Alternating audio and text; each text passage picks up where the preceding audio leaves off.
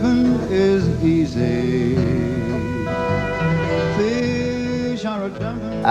Well, I was never going to buy a big plastic boat, so that was, you can strike that off your list. No, I've always had wooden boats. There's something about them that gives you, I think the weight is one thing, that the timber boats are generally built heavier, basically the nature of the material.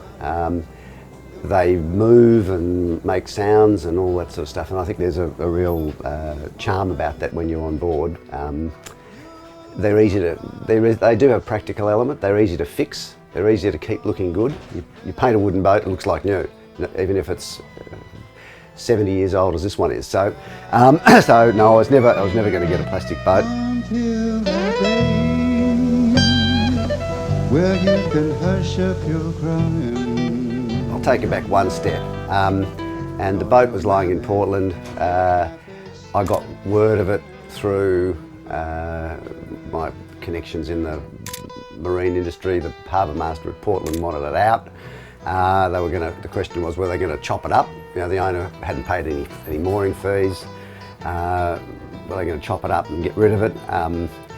She was floating and had been a working Cray Boat 5 years before. So I really said, oh well, let's just launch into the project. And so once I'd sort of set on this is the hull shape, because it satisfied my sort of basic requirements of wanting something that was basically a motorboat. Because having sailed around as you have, when you're cruising, often you've got the motor on. In fact, mostly I've found, and so you end up even with a you know, even if you've got a beautiful yacht that sails magnificently, you end up motor sailing. So I gave up the idea of getting a yacht. And the beauty of the Tasmanian Cray Boats is that they'd evolved from fishing smacks. And so you have the hull shape, especially at about this era, is a mix between a sailing boat and a motorboat, because of the initial engine that went into this was, I think, 50 horsepower or something. So enough just to get around help the sails, and it was really a bit of a combination. So that's, and for me, coming from a sailing background, having a rig on board was important, but it also fitted with the tradition of the boat. So, so Tim Phillips designed the rig, and it was based on the traditional Tasmanian Cray Boat ketch rig, relatively small sails, but and we've adapted that. We've put a big Genoa up forward, so you can sail in light airs. It's not going to go anywhere very fast, but you can certainly sail a boat if you wanted it. But basically she's a motorboat with a big engine, and we can make our 9 or 10 knots to get to places if we need to. Comfortable cruising speed of around 8.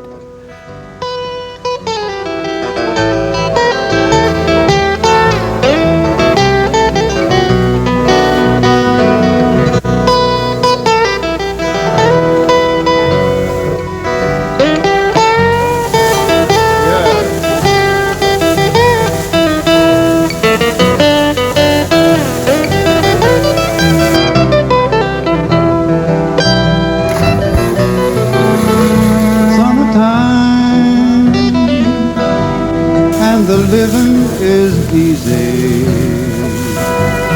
Fish are a dumping, and that old cotton is high. Your pap is rich,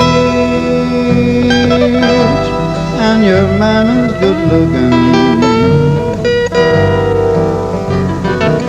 Hush, little baby, honey, don't you cry. I've done a few trips down the west coast of Tassie, which we really enjoyed, and I think the turning point for me was when Sam came on a couple of them and really enjoyed it. And we had a pretty couple of days where it was blowing and the weather was pretty inclement as it can be down there, and that really sort of set me to the looking towards a sort of a family cruising boat that we could go and do some trips in. So Cray Boat style wasn't necessarily what I was going to go for. I had a pretty open mind, but that's probably, I've had a history with old wooden boats, and so that probably pushed it in that direction. And I like the idea of doing something from scratch.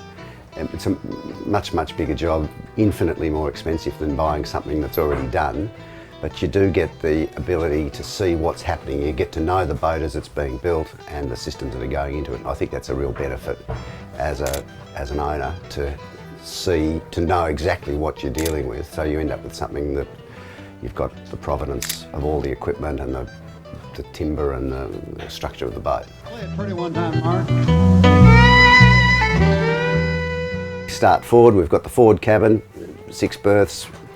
We've got a saloon where the wet well used to be, which has a galley, a nice table that can seat 8 reasonably comfortably, certainly 6 very comfortably. There's a little wood stove there. It's sort of tucked down and a nice place to go if the weather's a bit grumbly. And then you come up into the wheelhouse, and we've got the vision around the wheelhouse, so you can sit in the wheelhouse, look around. You can sit up here with perhaps 5 people at the table here, and then back to the aft cabin, and then the engine room is below the wheelhouse. So it's a reasonably simple setup, not multi-cabin as is the sort of the current commercial configurations that are coming out of the plastic boat area. And your mama's good looking. The first thing is if you think it's going to cost X, multiply by 2 minimum, 3 probably, and 4 possibly. So the money is important. If you shouldn't start something like this if you don't have the resources to see it through. You need to scale your ambitions down. Having said that, this has stretched us somewhat financially to do it, but I knew we had the reserves to take the project through to completion virtually no matter what happened. So that's the first thing. That's just a practical element. The second is get the hull and the guts of it right. It's not stuff you see. It's not flashy. The actual flashy stuff's relatively cheap compared to the hull. All the electronics that we've got in here that we're still learning how to use. That's not a very big part of the overall budget. But getting the hull right, making sure that when it starts to get messy and the boat's bouncing around and you've got, or you hit something, you bump into something, you've got to make sure that the hull sounds. And in a restoration like this, the thing is now's the time to do it. If you want to do something, don't put it off, because there are things in here that will take you months to get back to, and that's quite simple. So I've always had the philosophy as we've been doing it. Well, if it needs to be done, let's do it. Cop the cost, get it right, and then the problems that you have aren't generally superficial problems rather than structural elements. And if you having gone to all the trouble of getting the boat set up like this, if you had a major structural issue, it would be an absolute disaster. Back to square one. Back to square one. Gonna spread out your wings.